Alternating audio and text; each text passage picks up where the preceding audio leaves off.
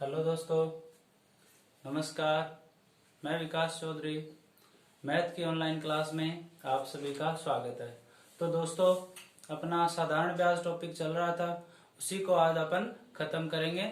आज साधारण ब्याज का टॉपिक जो है वो पूरा हो जाएगा।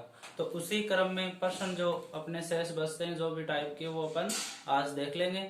तो ऐसे क्वेश्चन शायद मैंने एक करवा दिया था, तो आगे वाला क्वेश्चन देखो। क्वेश्चन क्या दे रखा है? कोई धनराशि साधारण ब्याज से 5 वर्षों में 520 रुपए और 7 वर्षों में 568 रुपए हो जाएगी, तो मूलधन ज्ञात करो।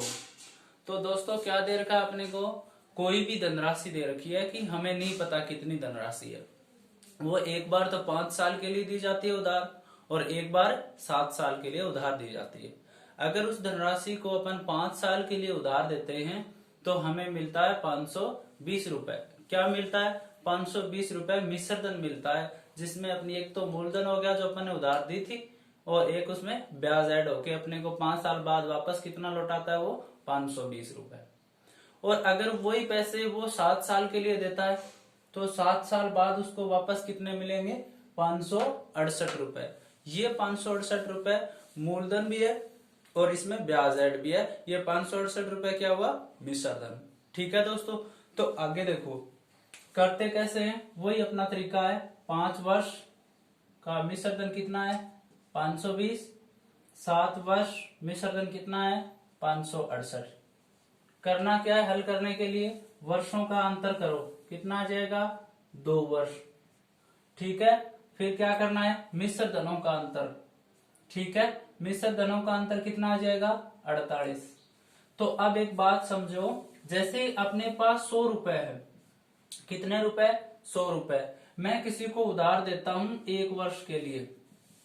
ठीक है, 1 वर्ष बाद मेरे को वो 100 रुपए तो ये है ही, 10 रुपए ब्याज की ओर देता है, तो मेरे को 1 वर्ष बाद में वापस लेके आता है वो 110 रुपए।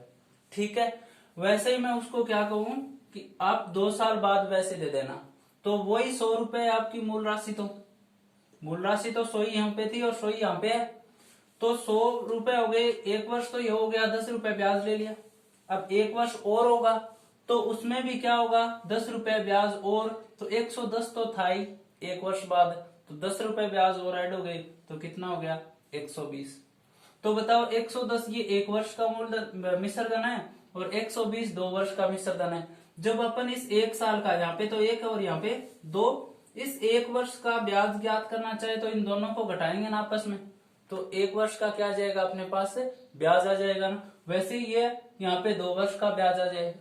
ठीक है, और हमेशा ध्यान में ये बात रखनी है कि जो भी अपना साधारण ब्याज होता है उसमें जितने भी साल होंगे उन सबका ब्याज क्या होता है? समान होता है। चाहे 1 वर्ष का 10 है तो दूसरे वर्ष भी अपने को 10 रुपए और मिलेंगे, फिर तीसरे वर्ष भी 10 रुपए और मिलेंगे। ब्याज हमेशा हर साल क्या रहता है? बराबर रहता है। तो 2 वर्ष का अपने को ब्याज कितना दे रखा है? 48 रुपए। तो देखो 2 वर्ष का ब्याज कितना दे रखा है? 48 रुपए दे रखा है। ठीक है, 1 वर्ष का ब्याज कितना हो जाएगा बताओ? 1 वर्ष का ब्याज कितना होगा? 48 बटा 2 रुपए हो जाएगा ना। 2 के तो 48, तो 1 के कितने हो जाएंगे? 48 बटे 2, तो कितना रुपए आ जाएगा अपने पास? 24 रुपए। अब बताओ, मैंने बता दी कि साधारण जो ब्याज होता है वो हमेशा हर साल का क्या होता है? सेम। तो 1 साल का 24 रुपए है, तो बताओ 5 वर्ष का अपन ब्याज निकाल लें तो देखो ऐसे निकलेगा। 5 वर्ष का ब्याज। अब बताओ 1 वर्ष का कितना है? 24, तो 5 का कितना हो जाएगा? 5 से गुणा कर दे, तो 5 वर्ष का ब्याज कितना आ जाएगा? 120 रुपए आ गया ना। अब देखो वर्ष तो है 5, ठीक है, ब्याज कितना है? ब्याज 120 रुपए। ठीक है, मिश्र धन कितना है? 520 रुपए। तो बताओ ब्याज दे दिया और मिश्र धन दे दिया, तो मूलधन ज्ञात नहीं कर सकते क्या? तो मूलधन ऐसे ही तो होगा, मूलधन बराबर क्या होता है? मिश्र धन में से क्या करो? जो ब्याज है वो घटा दो, तो ये लो घटा दिया, तो 520 में से क्या करो 120 रुपए घटा दो, कितने आ जाएंगे 400 रुपए। ये क्या आ जाएगा इसका मूलधन। देखो करना क्या है, जो भी अपने को क्वेश्चन में दे रखा है वर्ष वो लिख लो, उसके सामने उसका मिश्र धन लिख लिया, उसके बाद में सालों का अंतर कर लो जो भी आए, फिर क्या करो मिश्र धनों का अंतर जो भी आए, यहाँ पे जो भी सालों का अंतर आएगा उन सालों का वो क्या हो जाएगा ब्याज। तो 2 वर्ष का ब्याज यहाँ पे कितना 48 का, फिर 1 वर्ष का निकाल लो। एक बात याद रखना है हमेशा कि प्रत्येक साल का साधारण ब्याज क्या होता है बराबर होता है। तो 48/2 से 24 रुपए आएगा। फिर जो भी यहाँ पे साल दे रखी है उसका निकाल लो, चाहे इसका निकाल लो, ठीक है। इनमें से एक का निकाल लो और मिश्र धन में से उसको क्या करो घटा दो, क्या आ जाएगा आपके पास मूलधन आ जाएगा। तो अपनी मूल जो राशि है वो कितनी है 400 रुपए है, ठीक है। आगे वाला क्वेश्चन देखो, आगे वाला क्वेश्चन देखो 12,000 रुपए को 3 भागों में कर्ज पर दिया गया। 12,000 रुपए अपने पास में और उसको अपन क्या देते हैं किसी को उधार देते हैं, ठीक है। पहला भाग 4%, पहला भाग 4% वार्षिक दर पर 5 साल के लिए। जो 12,000 रुपए है उसमें से एक भाग निकालते हैं अपन और वो किसी को 4% के हिसाब से 5 साल के लिए किसी को उधार अपन देते हैं, ठीक है। दूसरा भाग 5% पर 3 साल के लिए। जो दूसरा भाग है अपन एक भाग बना लिया, फिर एक भाग और बनाते हैं, उसको 5% तो दर पे देते हैं और 3 साल के लिए। फिर तीसरा जो भी भाग बचेगा, 2 तो अपन बना दिए 12,000 में से, फिर तीसरा जो भी बचेगा उसको 3% वार्षिक दर पर 4 साल के लिए अपन क्या देते हैं उधार देते हैं। तो समझने की कोशिश करो कि अपने पास एक मूलधन है 12,000 रुपए, ठीक है। वो अपन 3 व्यक्तियों को देते हैं अलग अलग, ठीक है। कैसे देते हैं, एक को तो कुछ पैसे देते हैं 4% की दर लगाते हैं और 5 साल के लिए उसको उधार देते हैं कि भी 4% की दर लगेगी आपको और 5 साल बाद में क्या मिलेंगे पैसे मिलेंगे, ठीक है। फिर 3 साल दूसरा जो भाग है उसको दर देते हैं 5%, ठीक है। 12,000 में से ये मान लो कि 10,000 रुपए निकाल लिए, 8,000 रुपए दे दिए इस व्यक्ति को और दर लेंगे 5% और समय इसको कितना दिया है 3 साल। फिर तीसरा भाग जो भी बचेगा 12,000 में से कुछ धन वो 3% पे देंगे और 4 साल के लिए उधार देंगे, ठीक है। अब अपने को करना क्या है, एक आगे कंडीशन दे रखी है कि तीनों भागों से जो भी ब्याज उसको मिलेगा वो क्या होगा बराबर भागों में मिलेगा। मतलब आपने 4% के हिसाब से 5 साल के लिए दिया उसका ब्याज, 5% पर 3 साल के लिए जो भी ब्याज मिला है वो, 3% पर 4 साल के लिए जो भी ब्याज मिलेगा वो सब क्या है एक दूसरे के बराबर है। मतलब 5 साल का ब्याज बराबर है, 3 साल में जो भी धन मिलेगा वो भी ब्याज बराबर है और 4 साल का जो भी ब्याज है वो भी क्या है बराबर है, ठीक है। तो हमें ज्ञात क्या करना है, वो भाग ज्ञात करने हैं जो अपन ने अलग अलग दिए हैं।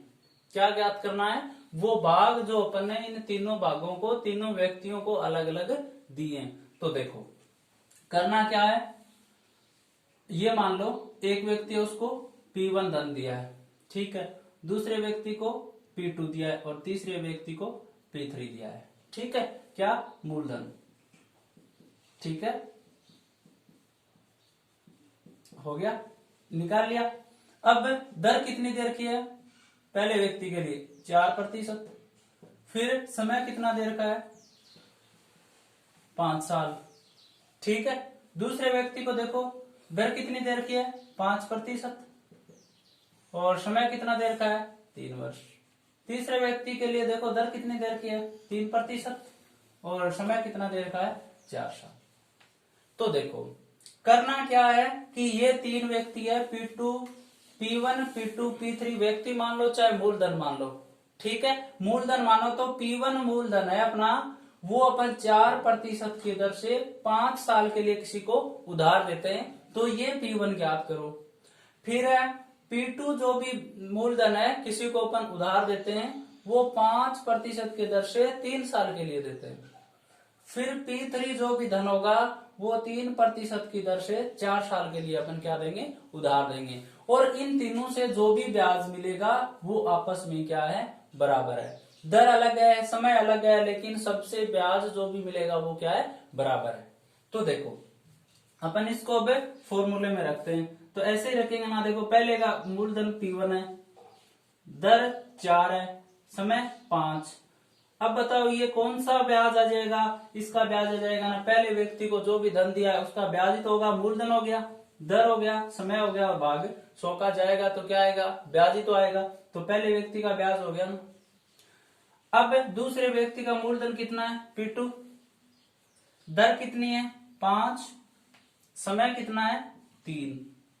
तो इस दूसरे व्यक्ति का भी ब्याज आ जाएगा ना, क्योंकि मूलधन P2 हो गया, दर 5 हो गई, समय 3 हो गया, तो फॉर्मूले में रखा, तो इससे जो भी मान आएगा वो क्या आएगा, ब्याज। फिर तीसरे व्यक्ति का देखो मूलधन कितना है P3, दर कितनी है 3, और समय कितना है 4। तो बताओ ये फॉर्मूले में जो अपन मान रखे हैं वो तीसरे व्यक्ति का क्या आ जाएगा, ब्याज आ जाएगा, आ जाएगा ना। अब प्रश्न में कहा कि तीनों भागों से जो भी अर्जित ब्याज होगा वो क्या है, बराबर। मतलब ये ब्याज इसके भी बराबर है और इसके भी बराबर है। तो मतलब पहला भाग से जो भी ब्याज मिलेगा वो दूसरे के भी बराबर है और तीसरे के भी।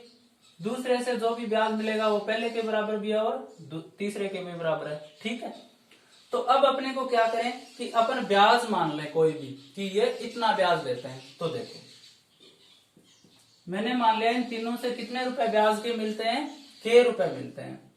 पहले व्यक्ति का भाग है P1, 4% की दर से देते हैं 5 साल के लिए, तो जो भी ब्याज आया वो बराबर है दूसरे व्यक्ति का जो मूलधन है P2, 5% की दर से 3 साल के लिए देते हैं। और इन तीनों से ब्याज कितना कितना मिलता है, K रुपए मिलता है। कितना रुपए मिलता है, K रुपए, K रुपए, K रुपए। ठीक है, और बराबर है इन तीनों भागों से। तो देखो हल करो इसको, मैं 100 से काट दूं ना ये तीनों में। ठीक है, अब देखो P1 इंटू 20 बराबर P2 इंटू 15 बराबर P3 इंटू 12 बराबर कितना आ गया, K। ठीक है, अब देखो बराबर में है तो अपने को अलग अलग मान चाहिए, तो अपन ऐसे ज्ञात करेंगे। P1 बराबर क्या हो जाएगा, K तो है ही, सब में है ना K। देखो P1 इंटू 4 इंटू 5/100, इसका भी ब्याज कितना है, K रुपए है। ऐसे है ये देखो K रुपए इससे ब्याज मिलता है, K रुपए इससे और K रुपए ही इससे। तो इसका अपन P1 मूलधन ज्ञात करेंगे तो यही करेंगे ना, ब्याज इंटू 100 बटा में 4 इंटू 5, ऐसे ही तो करते। लेकिन 100 अपन ने क्या काट दिया, इसमें फॉर्मूले में काट दिया, तो अपन ऐसे ही तो ज्ञात करेंगे। तो देखो P1 बराबर क्या हो जाएगा, K बटा में 20। फिर P2 बराबर क्या हो जाएगा, K तो है ही और बटा में क्या कर देंगे 15। और P3 बराबर क्या हो जाएगा, K बटा 12। ये आ गया अलग अलग मूलधन। P1 मूलधन कितना है, K बटा 20। P2 मूलधन कितना है, K बटा 15। P3 मूलधन कितना है, K बटा 12। अब अपने को P1, P2, P3 के मान ज्ञात करने। ये 3 भाग है P1, P2, P3। इन तीनों भागों को किस में से निकालना है, 12,000 रुपए में से। किस में से, 12,000 रुपए, क्योंकि 12,000 रुपए में से तो इन तीनों भागों को क्या किया है, डिवाइड किया है। तो इनको डिवाइड करने के लिए क्या करेंगे अपन, अब इनको अनुपात में बांटेंगे। किस में लिखेंगे, अनुपात में। तो देखो मैं अनुपात में ऐसे ही तो लिखूंगा, P1 अनुपात P2 अनुपात P3। हो गया ना अनुपात में। अब मान लिखो P1 का कितना है, K बटा 20 अनुपात P2 का कितना, K बटा 15 अनुपात P3 का कितना, K बटा 12। ठीक है, अनुपात लिख दिया। अब देखो अनुपात में है तो तीनों जो भी सेम है उनको काट सकते हैं ना अपन, तो K से कट गया। अब क्या बचा, 1/20 अनुपात 1/15 अनुपात 1/12। ठीक है, तो देखो अनुपात में अगर संख्याएं भिन्न में हो अपने पास, तो उन भिन्न को अपन साधारण संख्या में अगर चेंज करना चाहें तो कैसे करें। क्या बता रहा हूं मैं, अगर अनुपात में संख्याएं भिन्न में आ जाए तो साधारण भिन्न में अपन कैसे चेंज करें। तो देखो साधारण भिन्न में चेंज करने के लिए क्या करो, जो भी अपन को नीचे जो भी संख्याएं दे रखी है उन तीनों या चारों का या 2 का सबका क्या करो, एलसीएम ज्ञात करो। क्या ज्ञात करो, एलसीएम। और एलसीएम ज्ञात करके सबको आप क्या कर दो, गुणा कर दो, आपकी संख्या क्या हो जाएगी, साधारण। या आप ये मान सकते हो कि तीनों संख्याएं जो भी या नीचे जो भी संख्याएं दे रखी है उनको ऊपर ऐसी संख्या से गुणा करो कि नीचे वाली संख्याएं क्या हो जाए, हट जाए।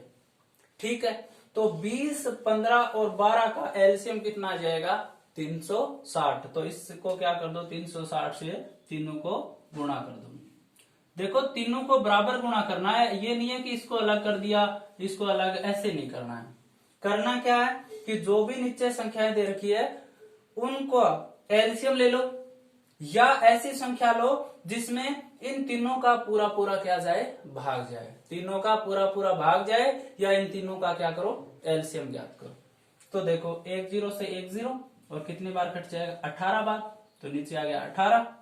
फिर देखो भाग दो, 15 का कितनी बार जाएगा 360 में, 15 दूनी 30, 6 बच गए 60 हो गए, 15 चौके 60, तो कितना आ गया 24। फिर 12 से काटो, 12 एकम 12, 12 तिया 36 और 1 0, तो कितना आ गया 30। तो बताओ साधारण संख्याएं आ गई ना। साधारण संख्याएं आने के बाद में अपना क्या हो जाता है, अनुपात को ज्ञात करना सरल हो जाता है ना। और कट रहे हैं क्या, 6 से पाड़े से काटो, देखो 6 तिया 18, 6 चौके 24 और 6 5 30।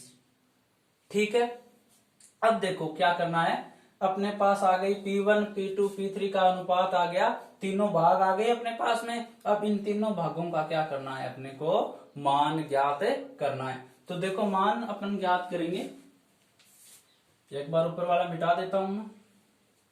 देखो मान ज्ञात करेंगे तो आपको पता है अनुपात का सूत्र होता है एक, अनुपात बट्टे अनुपातों का योग, अनुपातों का योग इंटू कुल राशि, इंटू कुल राशि। ये अनुपात ज्ञात करने का अपने को क्या है, अनुपात ज्ञात करने का सूत्र है। क्या सूत्र है, अनुपात बट्टे अनुपातों का योग इंटू में कुल राशि। कुल राशि कौन सी होगी, वो संख्या जिससे अपन कोई भी भाग क्या करते हैं, डिवाइड करते हैं। तो यहाँ पे अपन किस में से कर रहे हैं, 12,000 रुपए कोई कितने भागों में बांट रहे हैं, 3 में। कौन से में, P1 में, P2 में और P3 में। ठीक है, तो अनुपात कौन सा आ जाएगा, अब 3 हो गया, 4 5 और योग जब अपन करेंगे तो इनको क्या करो, जोड़ दो। तो देखो अनुपात P1 का मेरे को मान ज्ञात करना है, ठीक है इसका। तो अनुपात कितना है 3, अनुपातों का योग 3 प्लस का 4 प्लस का 5, कुल राशि कितनी है 12,000, कोई तो बांटना है, 12,000 में से ही तो P1 आएगा ना, तो 12,000। ठीक है, आगे देखो,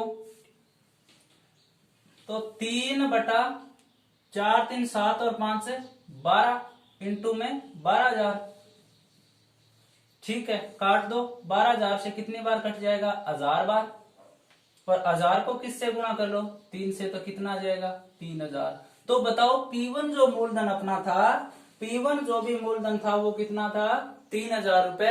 12,000 में से 3000 रुपए वो क्या करता है, 4% की दर से 5 साल के लिए उधार देता है। ठीक है, अब दूसरा भाग ज्ञात करना है P2। तो देखो यहाँ पे ज्ञात कर देता हूं मैं, P2 बराबर क्या करेंगे, अनुपात। तो अनुपात कितना है P2 का, 4, अनुपातों का योग 3 प्लस में 4 प्लस में 5 और इंटू में क्या करना है, कुल राशि। तो कुल राशि कितनी हो जाएगी 12,000। ठीक है, तो बराबर क्या आ जाएगा, 4 बटा 4 3 7 और 5 से 12 और इंटू में क्या आ जाएगा 12,000। आ गई बात समझ में। तो काट दो अब इसको, 1000 बार कट जाएगा, कितना आ जाएगा अब 4000। तो बताओ P2 का मान कितना आ गया 4000। तो 3000 रुपए तो दिए 4% की दर से 5 साल के लिए और 4000 रुपए दिए 5% की दर से 3 साल के लिए। अब तीसरा भाग बच गया, तीसरा भाग ऐसे भी ज्ञात कर सकते हो आप अनुपात से, या फिर ऐसे ज्ञात करो, पहला 3000 रुपए और दूसरा 4000 रुपए, तो कितने हो गए 7। तो 12 में से 7 निकालेंगे तो कितने बचेंगे, P3 बराबर कितना आ जाएगा 5,000 रुपए। ज्ञात कर सकते हो ना। देखो करना क्या है, सिर्फ बड़ा क्वेश्चन था, थोड़ा सा करना कुछ है, पहले तो समझो कि राशि कितनी है, भूल जाओ फिर उसको। फिर देखो पहला भाग कितने पे दिया है, देख लिया लिख लिया, फिर दूसरे को देख लो और तीसरे को देख लो। फिर लास्ट में जो भी लाइन दे उसमें दे रखा कि ब्याज बराबर है। तो बताओ पहले भाग को मैंने मान लिया कि P1 मूलधन है, वो 4 साल के लिए 4% की दर से 5 साल के लिए दिया, तो जो भी ब्याज होगा वो हमें नहीं पता। फिर मैंने दूसरे भाग से ज्ञात किया कि मैंने बता दिया कि P2 जो भाग है वो दूसरे को देते हैं, फिक्स तो नहीं पता ना, तो P2 भाग 5% की दर से 3 साल के लिए देते हैं, जो भी ब्याज मिलेगा वो देख लेंगे। फिर मैंने लिखा P3 भाग तीसरा है, 3% की दर से 4 साल के लिए दिया जाता है, जो भी ब्याज मिले। फिर लिखा इसने भाग बराबर है जो भी ब्याज मिलेगा उसका। तो बताओ P1 मूलधन का जो भी ब्याज मिलेगा, P2 का जो भी मिलेगा और P3 का वो जो भी ब्याज मिलेगा वो वापस आपस में क्या हो जाएंगे, बराबर, क्योंकि इस सूत्र से क्या निकलता है, ब्याज। तो इन अपन ने बराबर कर दिया। अब मान लिया कि इन तीनों से जो भी बराबर ब्याज मिलेगा ना वो कितना रुपए मिलेगा, K रुपए। मतलब इस राशि, इस सूत्र से जो भी मान आएगा वो कितना आएगा, K। इससे भी कितना आएगा, K, और इससे भी कितना आएगा, K। तो बराबर K रख दिया। फिर इसको क्या कर लो, सॉल्व कर लो। फिर अनुपात में बांटने के लिए क्या कर दो, अनुपात में लिखो, नीचे जो भी भिन्न दे रखी है उसको हटाने के लिए क्या कर दो, तीनों का क्या करो, एलसीएम ज्ञात कर लो, गुणा कर दो। जो भी मान आए अनुपात के सूत्र में रखो, अलग अलग क्या आ जाएंगे, मान आ जाएंगे।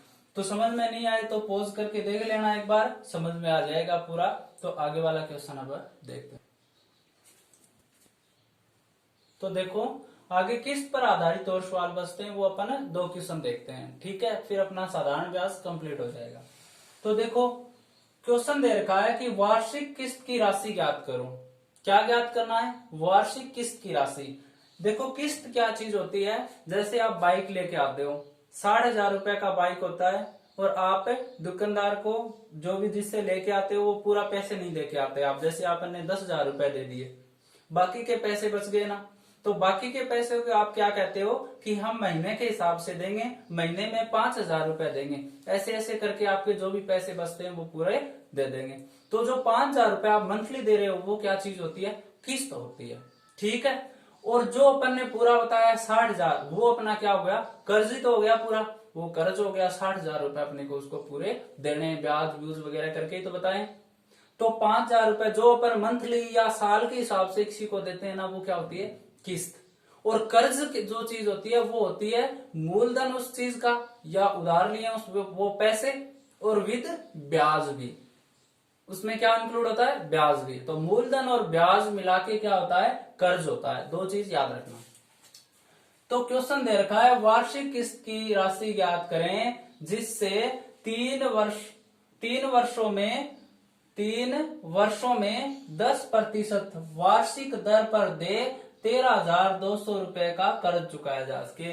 भाई कोई भी मूलधन से, कोई भी अपन किसी से ब्याज पे पैसे लेके आते हैं, कितने भी पैसे लेके आते हैं अपन, वो अपन 3 साल बाद तक लौटाएंगे किस्तों में।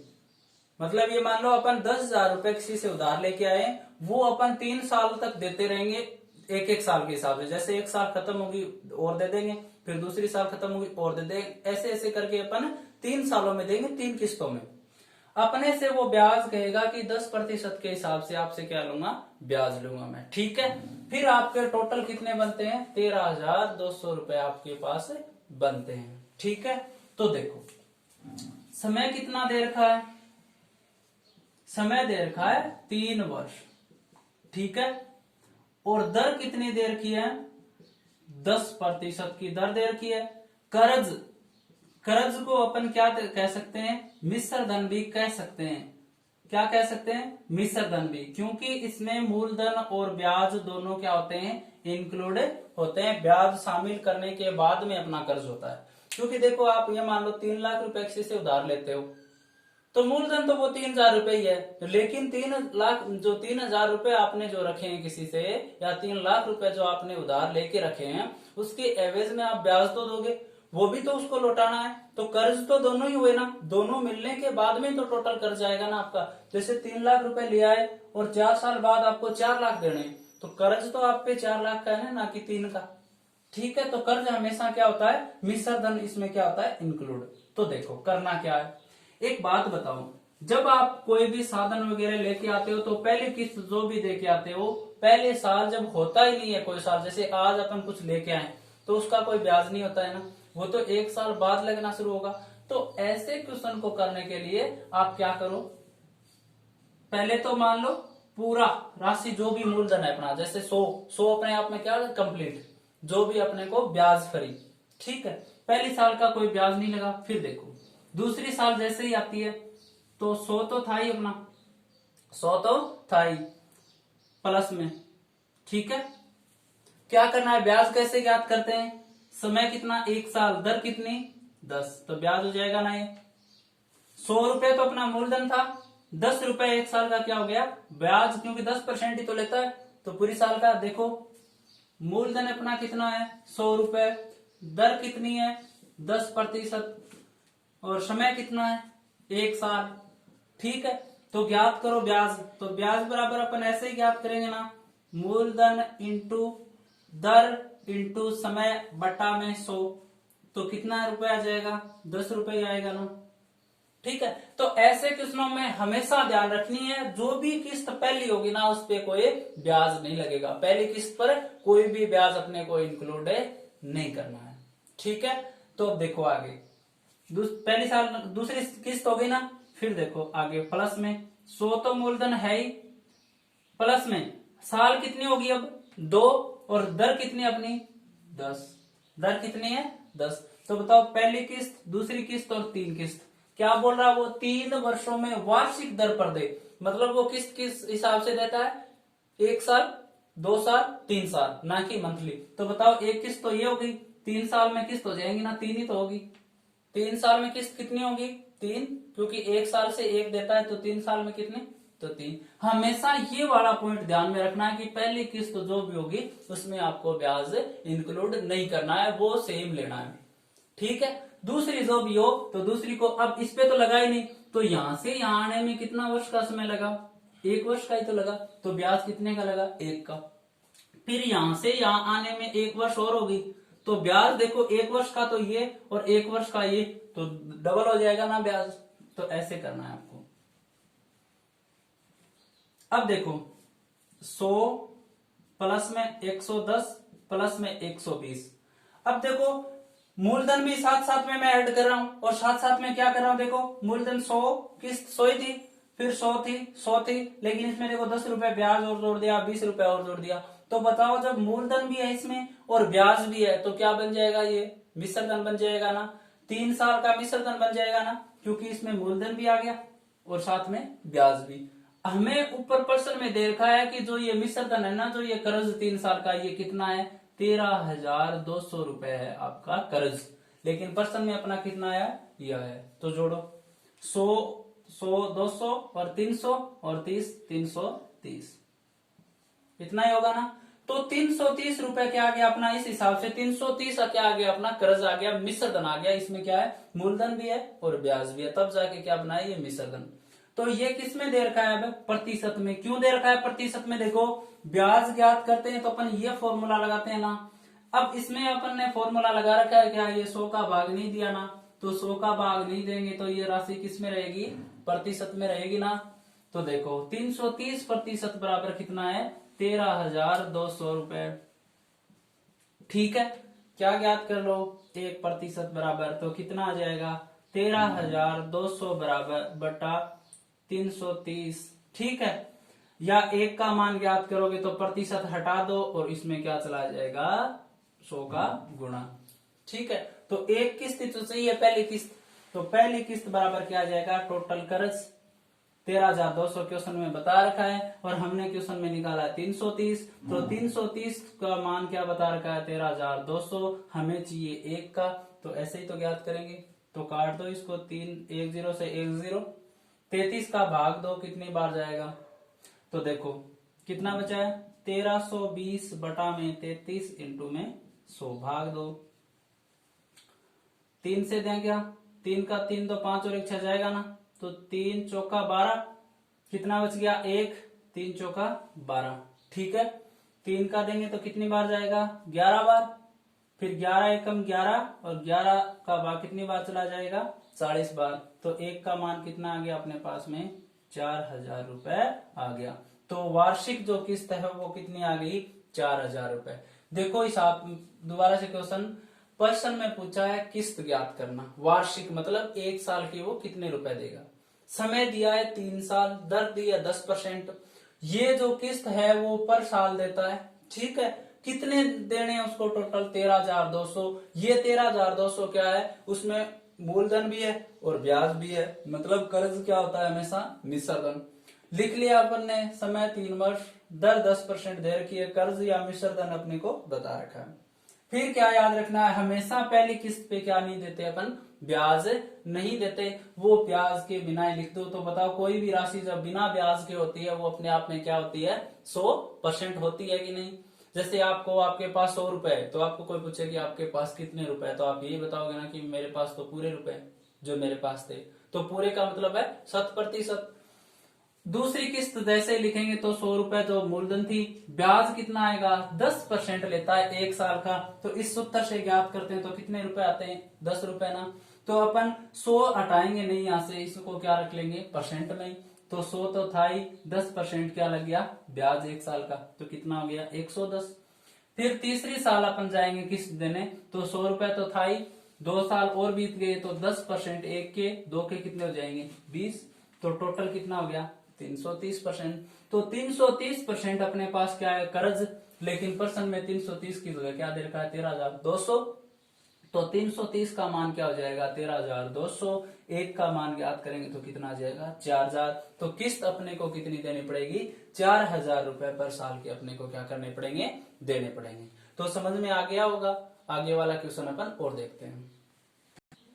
देखो आगे वाला क्वेश्चन क्या है, 4 वर्ष में 5% वार्षिक दर से देय 6450 रुपए के ऋण के निपटारे के लिए कितना वार्षिक भुगतान करना होगा।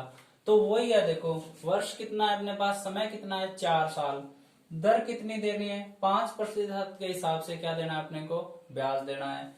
और अपने पास कर्ज कितना है 6400 रुपए, ऋण ऋण और कर्ज एक ही चीज होती है ना। तो अब 6450 रुपए भी क्या है अपने पास, मिश्र धन और ब्याज है, ठीक है। इसका भुगतान करना है तो अपने को बताने हैं कि पर साल अपने को कितने रुपए देने पड़ेंगे, कि 4 साल में ये पूरा का पूरा ऋण क्या हो जाए अपने से चुकता हो जाए, ठीक है। तो देखो करना क्या है, पहले साल का कोई ब्याज नहीं होता, लिख दिया। फिर दूसरी साल 100 तो थी, इंटू में 1 साल और दर कितनी 5। फिर तीसरी किस्त देखो 100 प्लस में 2 हो गया ना, अब दूसरी साल फिर 5% दर प्लस में 100 प्लस 3 इंटू 5, ऐसे करते जाना है, याद नहीं रहे तो, ठीक है। तो देखो एक किस्त हो गई, 2 हो गई, 3 हो गई और 4 हो गई, 4 ही साल है। ये जो भी अपने पास मूलधन भी है और साथ में क्या है, देखो ब्याज भी तो है।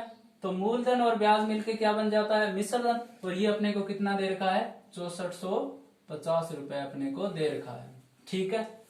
तो देखो जोड़ो, 100 प्लस में 105 प्लस में 110 प्लस में 115 बराबर कितना 6450। कुल योग कितना आ जाएगा इनका 430, इतना आएगा ना। 15 और 5 20, 20 और 10 30 और 100 200 300 और 400 100 बच गए ना। तो 430% बराबर कितना हो गया 6450, ठीक है। 400 तो सीधे होते हैं ये, और 5 और 10 15, 15 और 15 30। तो प्रतिशत में मैंने क्यों लिखा, पीछे वाले क्वेश्चन में मैंने बता दिया, क्योंकि जो ये ब्याज ज्ञात करें इसमें किसका भाग नहीं दे रहे अपन, 100 का भाग। तो 100 का भाग अगर नहीं दे रहे तो वो क्या किस में है, प्रतिशत में। तो 1 का मैं मान ज्ञात करना चाहूं तो कितना हो जाएगा 6450 बटे 430 इंटू में 100 क्यों लगाया, क्योंकि मैं इस 430 का प्रतिशत है ना, यहाँ पे मेरे को तो 1 का मान चाहिए, तो मैं भाग किसका दूंगा, प्रतिशत हटाने के लिए 100 का। तो 100 का मैं यहाँ पे भाग दूंगा, तो ये 3 नंबर पे है, तो 3 नंबर पे जो भी राशि ऊपर जाएगी वो किस में चला जाएगी, गुणा में चली जाएगी। तो 100 का क्या कर दिया गुणा, ठीक है। तो अब देखो 1 0 से 1 0 कट गया, ठीक है। अब भाग दो कितनी बार जाएगा 43 का 645 में। देखो भाग देके 43 का पाड़ा एक बार बोलो कितना हो जाएगा, 43 एकम 43, कितने बच जाएंगे, 4 में से 3 जाएंगे 1 और 6 में से 4 जाएंगे, कितने बच जाएंगे 2। तो 21 शेष बच गए ना अपने पास। 5 ऊपर से उतार लो, कितने हो गए 215। तो 43 का पढ़ा कितनी बार बोले कि 215 आए, 5 बार बोल लें, 5 बार बोलेंगे तो 5 × 15 हासिल 1, और 5 चौके 20 और 1 21 आ जाएंगे ना। तो कितनी बार जाएगा 43 का भाग 645 में 15 बार। तो 15 को अब किससे गुणा कर दो 100 से, तो कितना आ जाएगा 1500 रुपए अपने पास क्या आ जाएगी किस्त। देखो क्या किया है मैंने, पहली किस्त का कोई ब्याज नहीं लगाना है, फिर जितने भी साल दे रखे उतनी क्या बना लो आप किस्त बना लो। तो मैंने बना दी 1 2 3, ठीक है। पहले पे तो कोई ब्याज लगता ही नहीं, तो 3 तक गया, सबको ब्याज और मूलधन ऐड किया, जो भी यहाँ से मिश्र धन का मान आया जो क्वेश्चन में दे रखा है उसके बराबर रख दिया। ये प्रतिशत में होता है, 1 का मान ज्ञात करोगे तो भाग देके किससे गुणा कर दो 100 से, जो भी मान आए वो क्या हो जाएगी आपकी वार्षिक किस्त की राशि हो जाएगी। तो दोस्तों अपना साधारण ब्याज आज कंप्लीट हो गया। सभी का धन्यवाद।